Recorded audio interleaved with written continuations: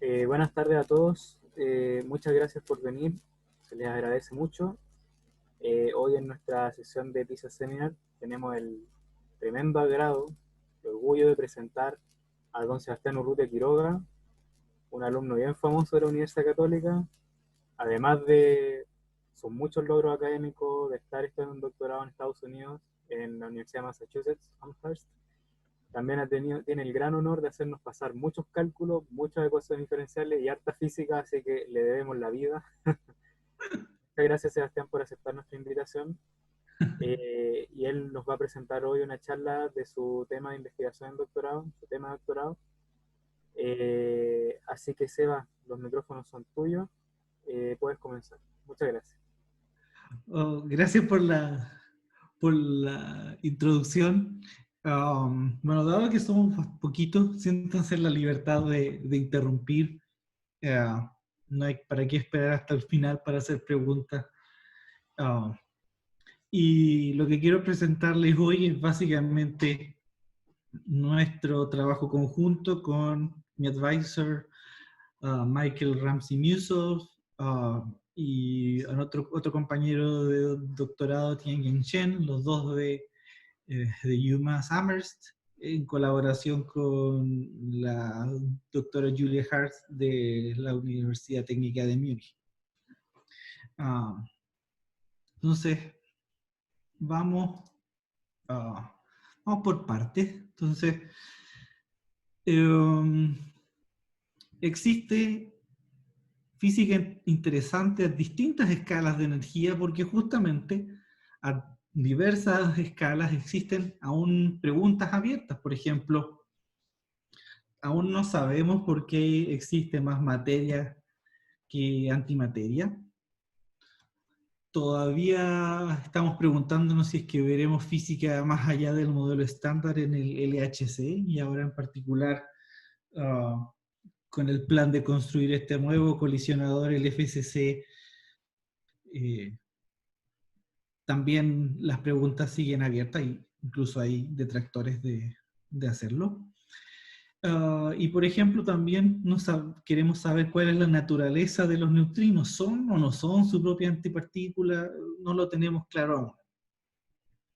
La ventaja de estas tres preguntas en particular es que pueden ser abordadas si es que nos permitimos violar una simetría del modelo estándar que se llama número leptónico, que básicamente cuenta el número de leptones, entiéndanse electrones, muones y taus, y restándole la cantidad de antielectrones, llámese positrón, antimuones y antitau. Como ni siquiera sabemos si es que esta simetría está o no violada en la naturaleza, no tenemos ni la más remota idea de cuál es la escala de energía a la que ocurre esta violación, pero existe cierta investigación previa que señala, si es que esta existiese, la escala del teraelectronvolt es bastante promisoria. Podría entregar información interesante tanto en experimentos actuales como futuros. O sea, lo que vamos a hacer nosotros, o lo que les voy a presentar, es básicamente el estudio de una vaca esférica. Entiéndase, un modelo simplificado que podría corresponder a una teoría más completa, con más interacciones, etc. Pero lo que nosotros nos estamos focalizando es los ingredientes mínimos para poder explicar esta física nueva, esta física interesante.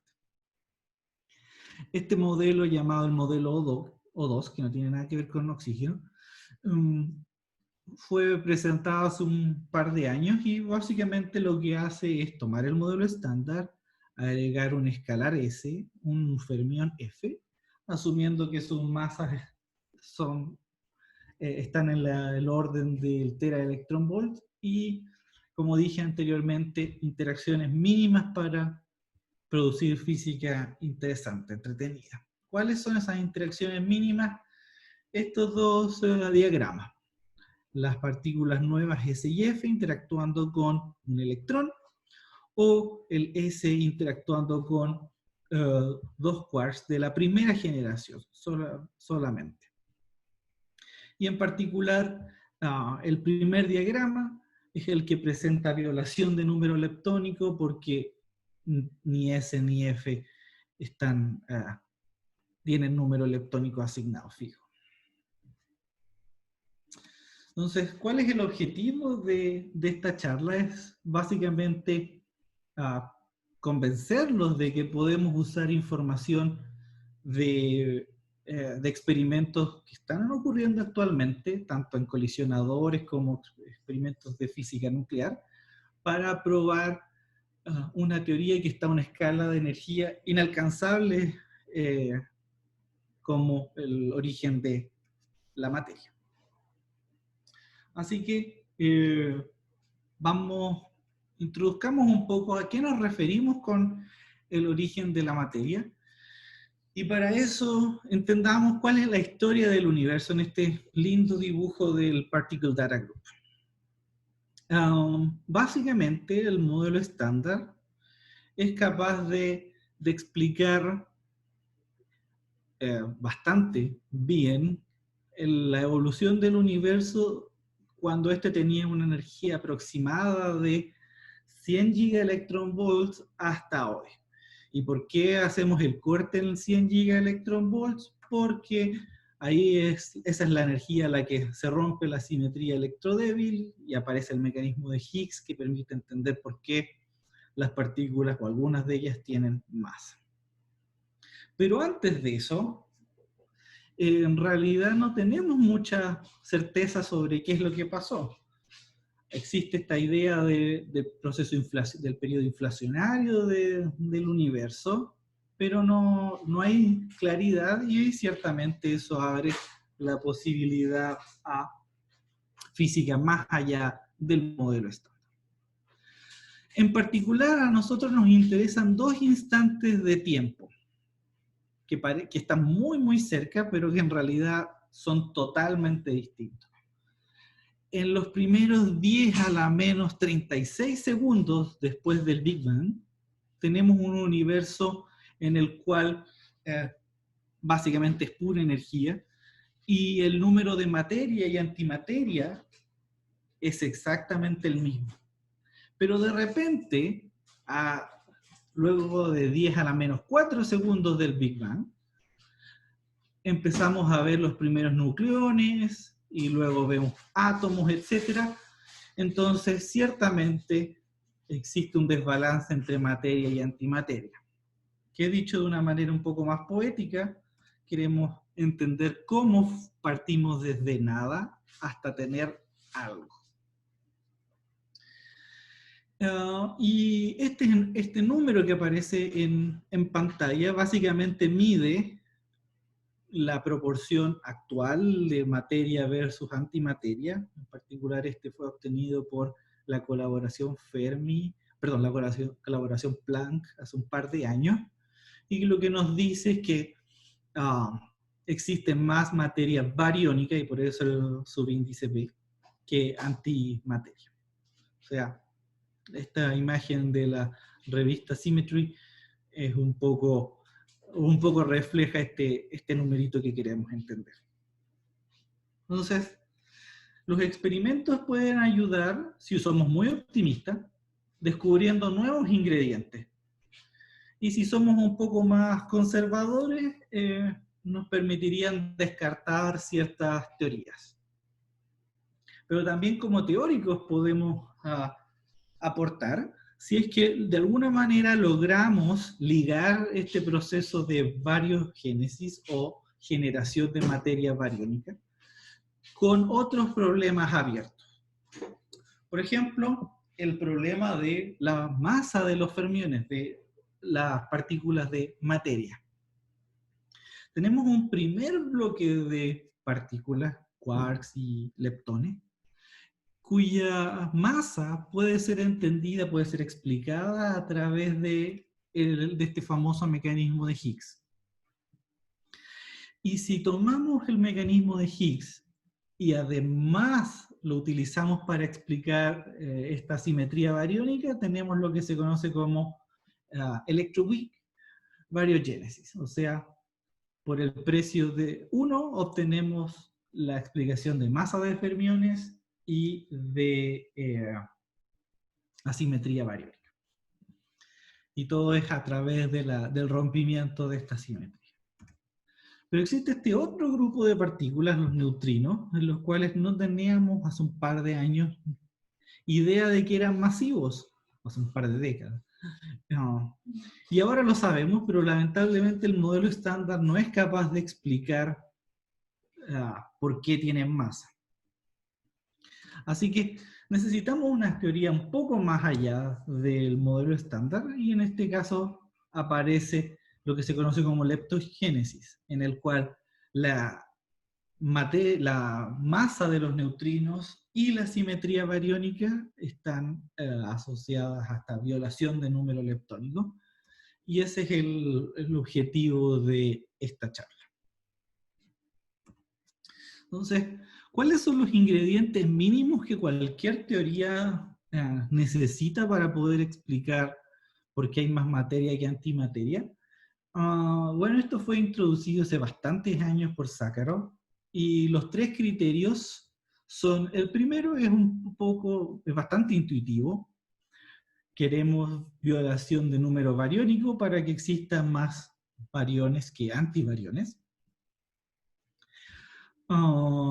Y los otros 2 son un poco más sutiles. Queremos violación de la simetría de carga y de carga y paridad, para que los procesos con partículas o involucrando partículas sean distintos a los procesos involucrando a antipartículas.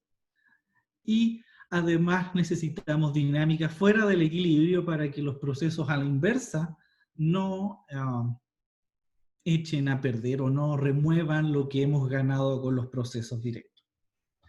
El asterisco ahí es porque uno podría cambiar esa condición por otra, que es básicamente permitir que esta simetría de carga, paridad e inversión temporal sea violada, pero vamos a asumir que esa es una buena simetría del universo, así que necesitamos la dinámica fuera del equilibrio.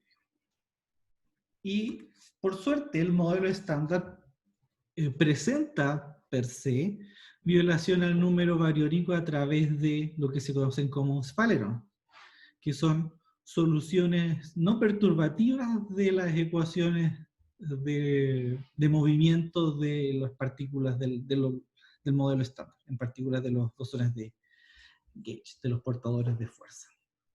Así que eso está súper.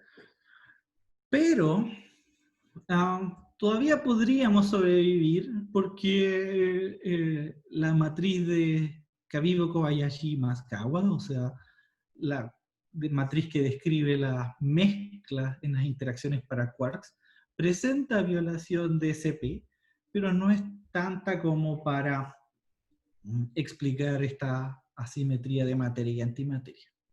Y en lo que sí o sí estamos en problemas es con la dinámica fuera del equilibrio, porque con la masa del Higgs que hemos medido actualmente, no existe una transición de fase en el modelo estándar. Por lo tanto, sí o sí necesitamos física nueva. Y en ese contexto aparece este escenario estándar de leptogénesis, que es bastante, no es nuevo, pero dada su simpleza y su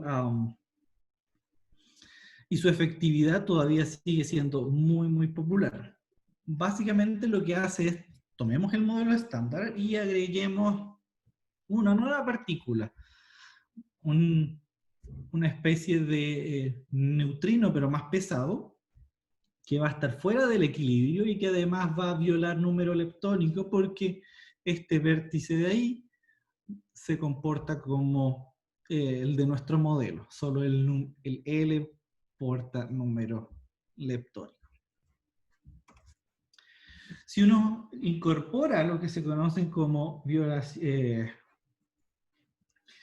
correcciones cuánticas o loops, a este mismo vértice tenemos violación de CP, justamente porque es una partícula de Majorana, o sea, es su propia antipartícula.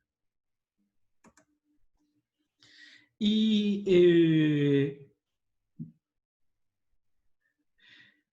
el mismo proceso de Sphaleron, que ya está en el modelo estándar, nos permite transformar esta violación de número leptónico en violación de número bariónico. Y por lo tanto cumplimos todas las condiciones de Sakharov y esto funciona perfecto. ¿Qué tan bien funciona? Bueno, hay que entender un poco cuál es la dinámica de las densidades de estas partículas, y para eso hay que resolver estas ecuaciones de transporte de Boltzmann.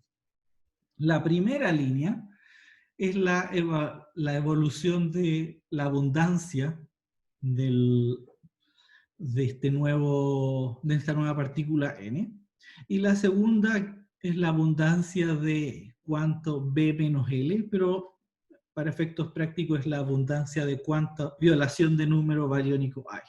Existe una manera de traducir B menos L en B, pero no es relevante en este caso. Y hay tres términos que participan. Los términos de decay y de scattering son responsables de llevar a este neutrino pesado n a su distribución de equilibrio. Al mismo tiempo, el mismo término de decay funciona como un término de fuente para la simetría bariónica, pero además existe este otro término llamado término de washout, que intenta eliminar esta asimetría. Así que básicamente tenemos una competencia entre un término que produce asimetría y otro que lo está eliminando. Entonces, la respuesta o el valor final de esta asimetría va a depender de quién es más grande. Por ejemplo, aquí les presento un gráfico, una solución de estas ecuaciones. En el eje horizontal tenemos 1 sobre temperatura, básicamente, o sea, mientras más grande el valor de Z, más cerca de hoy estamos. Y en el eje vertical es la abundancia. Así que en este caso, para este tipo de valor, este valor del parámetro K que pertenece a este modelo, notamos que el término de fuente es más grande que el término que está eliminando, y por lo tanto, al final del día, terminamos con una asimetría que no es cero. Y eso es fantástico porque es básicamente nuestro universo. ¿Cuál es el problema? El problema es que se ha demostrado que uno necesita que esta nueva partícula tenga por lo menos 10 a la 9 gigaelectronvolts de masa, lo cual está muy lejos de cualquier aspiración de experimentos actuales y futuros. Por lo tanto, es muy difícil de testear. Así que nuestra pregunta es, bueno, ¿qué pasa si asumimos o pensamos que en los experimentos actuales vamos a ver violación de número leptónico, o sea, a escala del TeV? Y en particular, ¿qué es lo que pasaría en el contexto del modelo O2? Por ejemplo, tomemos estos dos gráficos. GL y GQ, como mencioné anteriormente, son los parámetros de este modelo. Y en particular, noten que existe solo una diferencia de un orden de magnitud, 0.01 versus 0.1.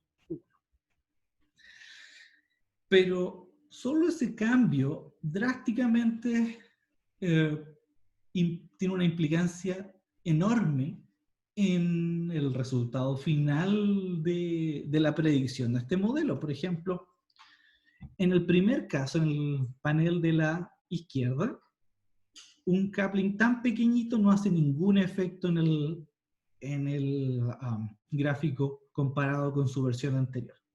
Pero si empezamos a aumentar un poco el valor de estas nuevas interacciones, notamos que la simetría se va a cero y por lo tanto ese resultado no es compatible con el universo actual.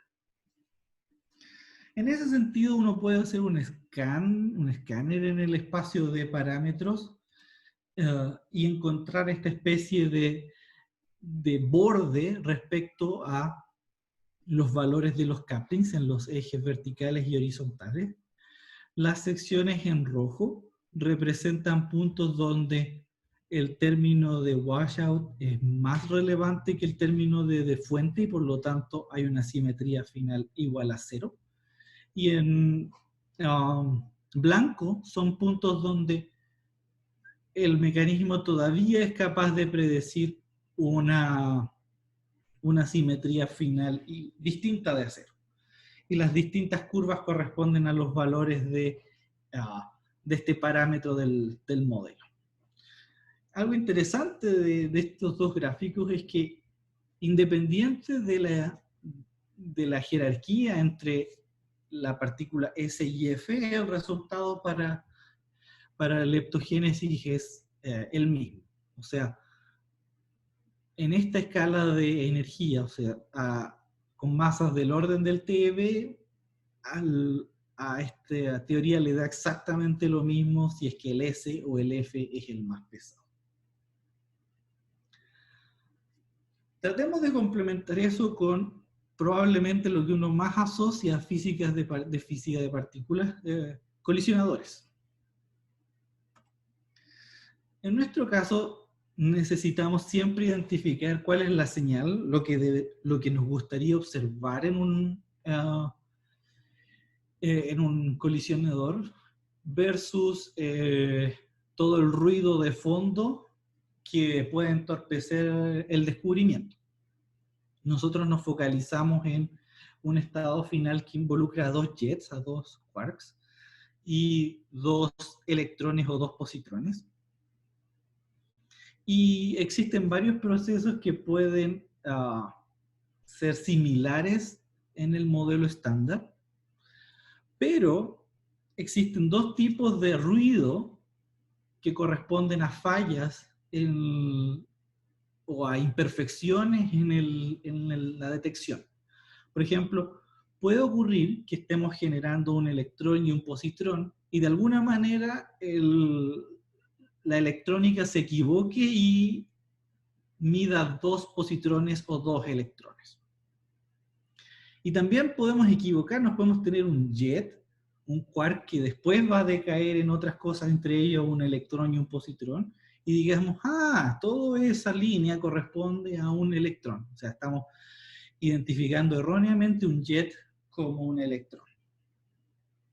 Y lamentablemente esas dos son las contribuciones dominantes. O sea, si lográramos mejorar la resolución y la tecnología, podríamos reducir enormemente el ruido para detectar esta señal. Y en este caso, la señal posee dos tipos de diagramas que contribuyen al mismo efecto, pero uno de ellos siempre va a ser mucho más dominante que el otro porque involucra la creación de una partícula, S o F, dependiendo de cuál es la más livianita. Entonces lo que hicimos es tomar esta cadena estándar de generación de eventos por Monte Carlo. Uno usa MathGraph, esta herramienta que permite producir eventos considerando como estado final quarks, pero los quarks no existen solos en la naturaleza, siempre se ligan unos con otros por la fuerza o la interacción fuerte. Y esa es la labor de Pythia. Se encarga de realizar este proceso llamado hadronización, tomar quarks y crear estados compuestos. Y finalmente Delfes lo que hace es simular un detector, es básicamente un código que dice, de acuerdo a lo que hemos medido, el detector se comportaría de esta u otra manera. Y decidimos utilizar redes neuronales para entrenar, o sea, entrenamos la red para identificar, para discriminar señal y ruido en los eventos que generamos. Y podemos complementar el gráfico anterior con los resultados del LHC. Entonces, en este caso, lo primero es entender qué es lo que está mostrando la figura. Todo lo que está achurado en azul corresponderían a valores de parámetros tales que el experimento podría descartar. Y en este caso, para distintos valores de lo que se conoce como luminosidad o números, básicamente el número de colisiones en total. Y en este caso, lo importante, probablemente lo más importante de notar de estos gráficos es que ahora sí la jerarquía es importante. Cuando el escalar es más liviano, no alcanzamos a cubrir un espacio tan grande como si invertimos la jerarquía. De hecho, en este caso, el LHC podría verificar lugares del modelo, parámetros del modelo, que incluso bordean sectores que serían compatibles con el universo actual. Pero además podemos agregar información de experimentos a baja energía, experimentos de física nuclear. Tomemos, por ejemplo, los decaimientos beta. ¿Qué es un decaimiento beta? Un decaimiento beta es un neutrón que decae en la emisión de un electrón y un antineutrino y se transforma en un en un protón.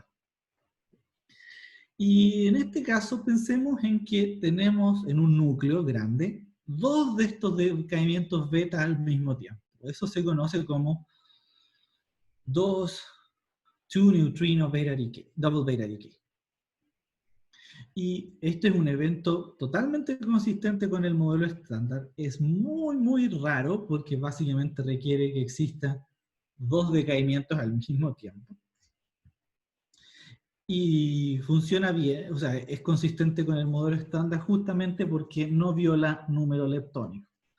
Tengo en el estado inicial ningún leptón, y en el estado final tengo dos electrones y dos antileptones, así que el conteo final es cero también. Pero si los neutrinos resultaran ser su propia antipartícula, llamada, o sea, que en terminología un poco más formal significa que son de tipo Majorana, yo podría unir estas dos flechas, como en este dibujo, y el resultado final implicaría la emisión de dos electrones sin ningún neutrino, y de ahí el nombre de neutrinoless double beta decay. Esta interacción no es posible en el modelo estándar porque viola el número leptónico por dos unidades. Inicialmente 0, al final tengo 2 leptones. Y desafortunadamente no ha sido visto experimentalmente. Y este es justamente el objeto de interés para nuestro proyecto. ¿Por qué es tan relevante este neutrinoless double beta decay? Bueno, es justamente porque viola el número leptónico. Si uno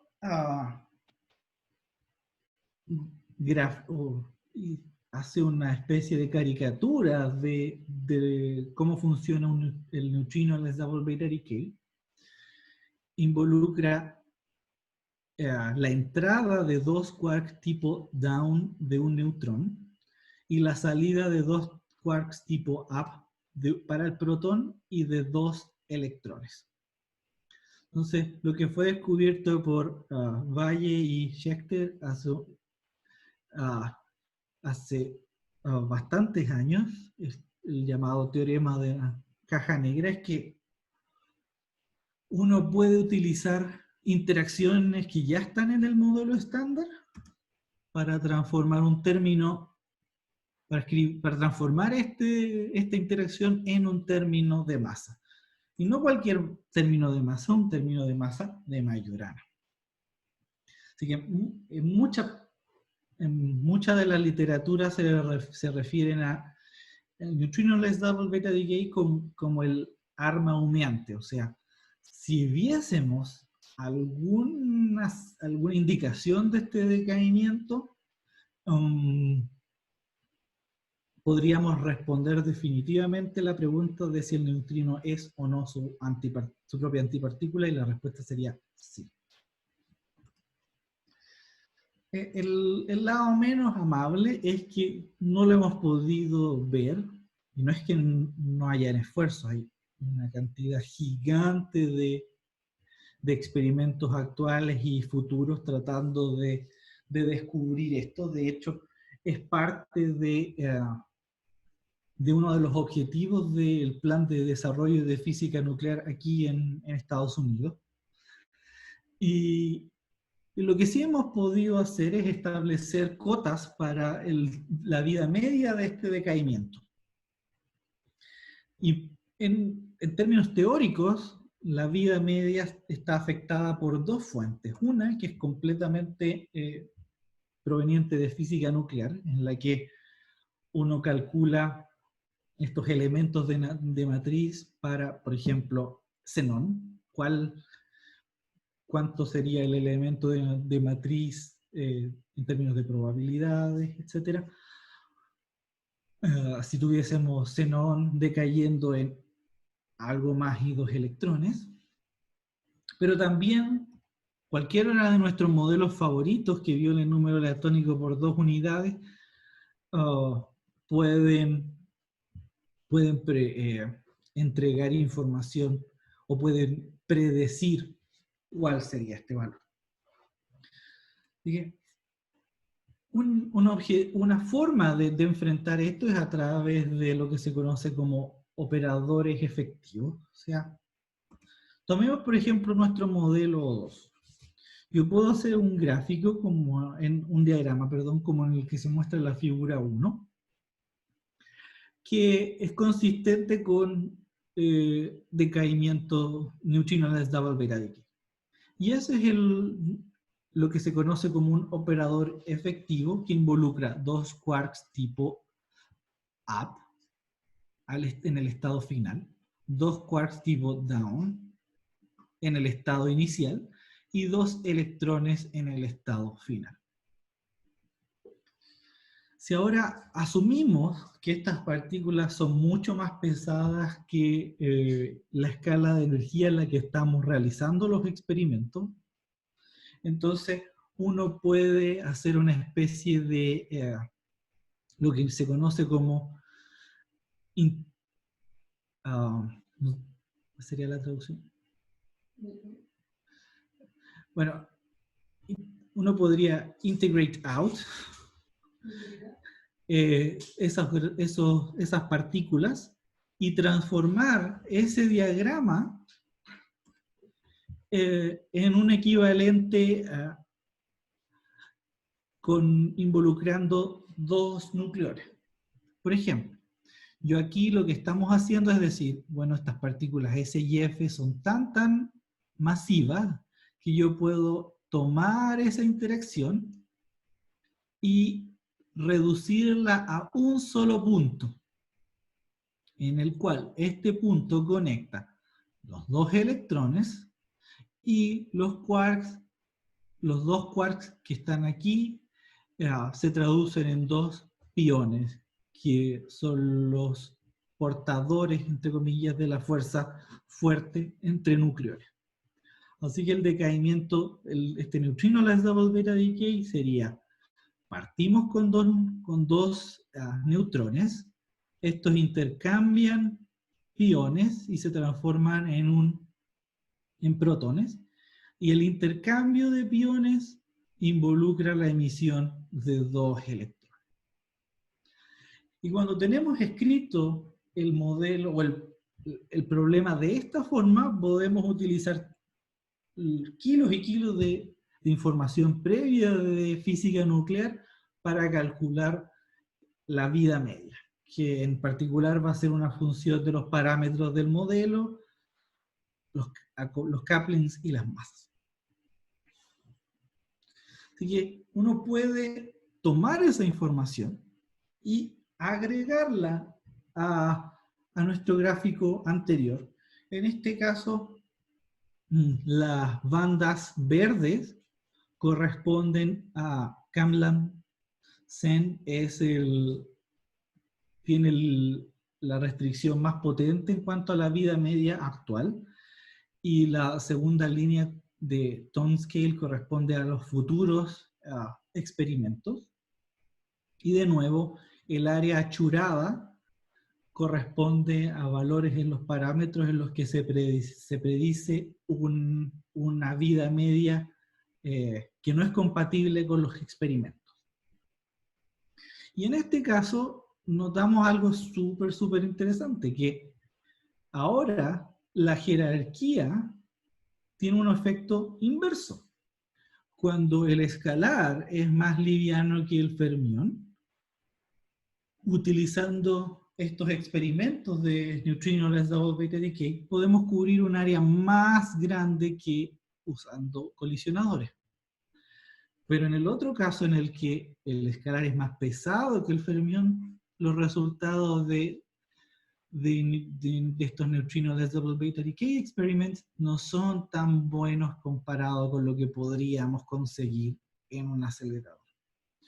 Así que el mensaje final de estos gráficos es que si observáramos algún evento de esta naturaleza, tanto en experimentos de neutrino-less double beta decay o en el LHC, entonces sabríamos que este mecanismo popular para explicar la simetría de materia versus antimateria está por lo menos incompleto. ¿Cuáles las conclusiones generales de este trabajo? Bueno, hemos tomado problemas abiertos y muy relevantes para la comunidad de altas energías, y lo que hemos hecho es lograr ligar fenomenología que ocurre a distintas escalas de energía, escalas muy altas en términos cosmológicos, bajas para física nuclear y escala, digamos, media en colisionadores. Y lo más importante es que hemos visto una complementariedad de de estas dos fuentes, tanto de colisionadores como de física nuclear. Lo cual presenta una opción súper esperanzadora para poder testear o descartar este mecanismo de leptogénesis que sin esto sería muy difícil de poder validar. Y obviamente uno de los puntos futuros es trabajar con distintas generaciones. Solo he presentado aquí los resultados con electrones, pero ¿qué pasa si permitimos que hayan muones o tau? Bueno, en términos cosmológicos, eso cambia la dinámica de las ecuaciones de Boltzmann. En términos de física nuclear, ahora tenemos un nuevo abanico de experimentos, conversión de muones en electrones, el momento anómalo del muón, etc. Y en términos de colisionadores también cambia porque eso reduce el ruido. Los muones tienen mucho menos ruido que los electrones. Los taus, por otra parte, son más difíciles de detectar porque tienen una vida muy corta, entonces hay que mejorar las herramientas. Así que es todo un mundo de posibilidades que estamos recién explorando. Y muchísimas gracias por su atención, y cualquier pregunta es bienvenida. Gracias, Seba, por tu charla. Muy interesante. Se nota el trabajo que se ha hecho ahí. Eh, Invitamos al público que haga preguntas, puede hacerla también vía chat y se leerán. Pero también, de acuerdo a que somos tan pocos, sería apropiado quizá que le hagan la pregunta directamente a Sebastián. Entonces, no sé si hay alguna pregunta por ahí.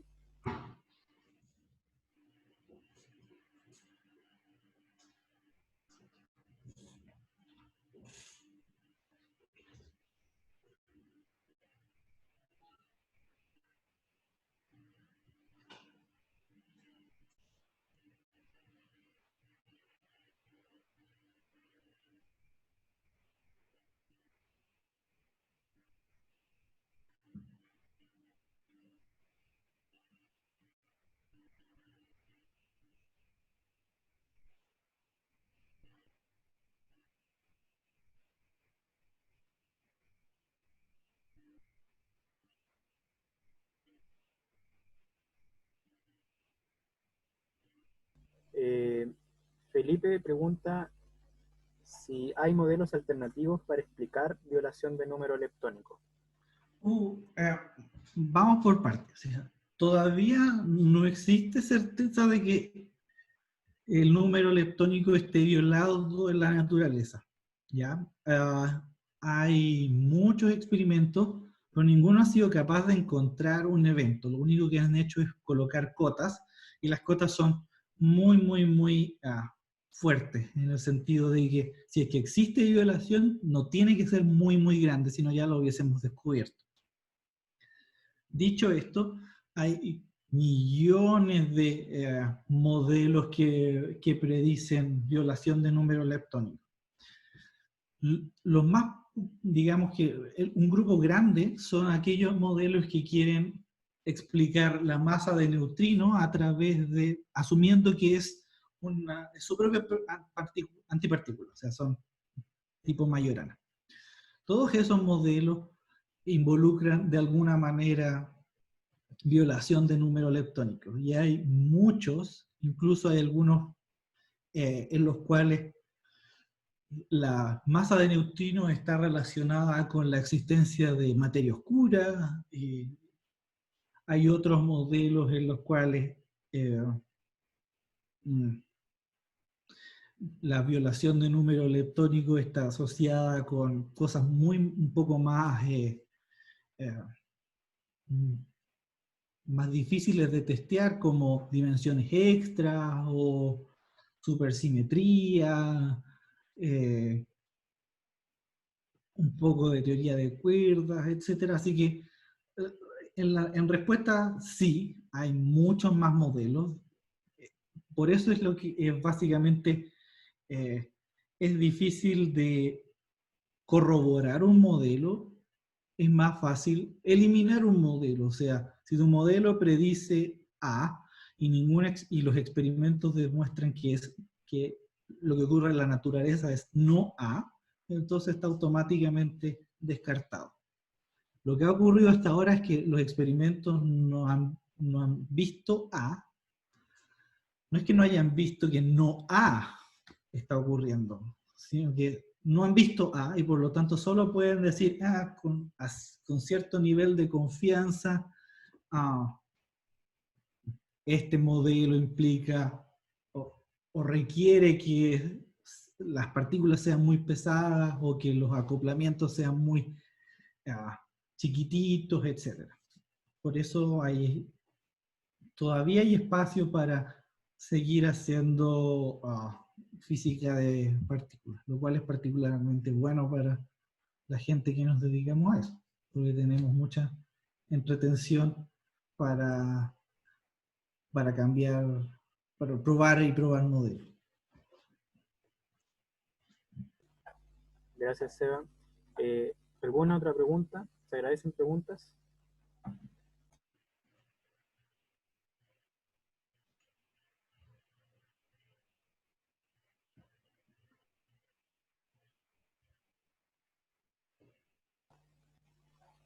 Seba, yo tengo una pregunta.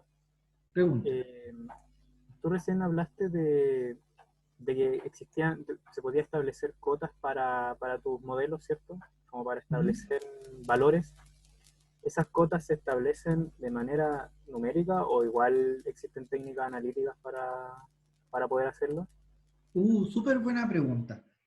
Eh, por ejemplo, en el caso de Neutrinos Double Beta Decay, es una mezcla de ambas cosas.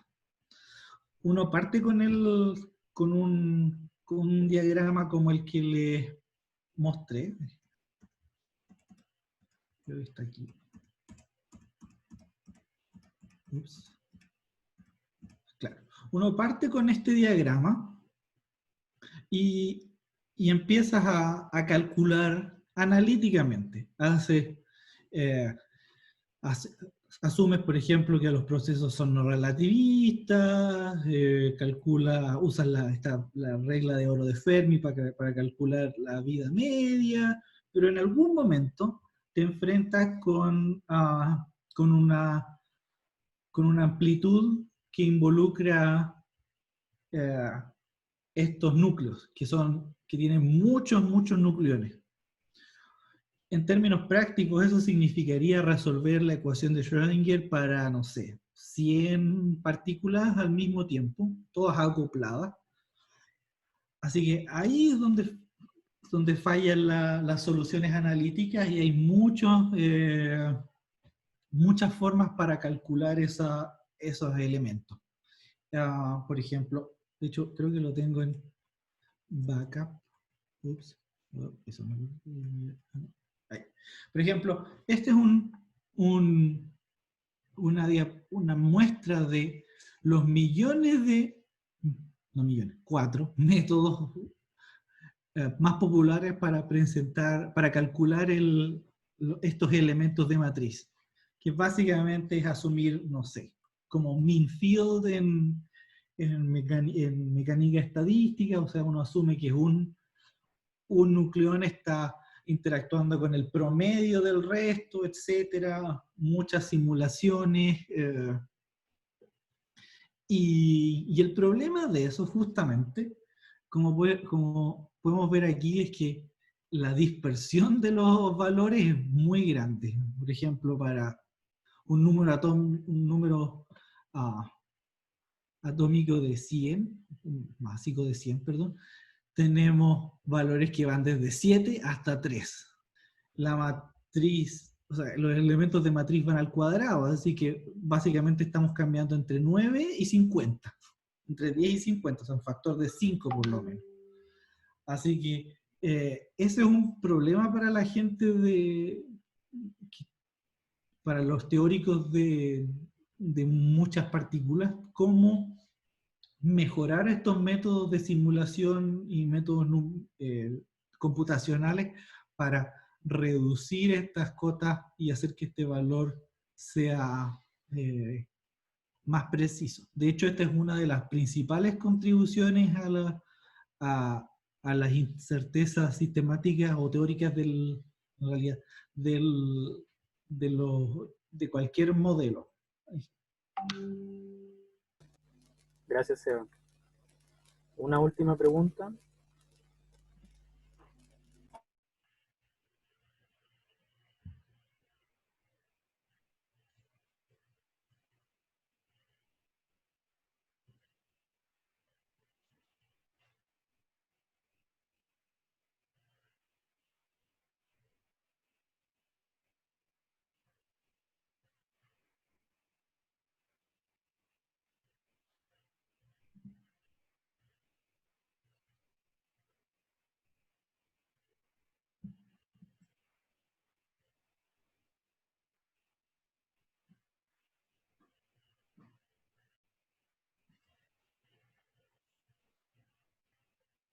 Parece que no.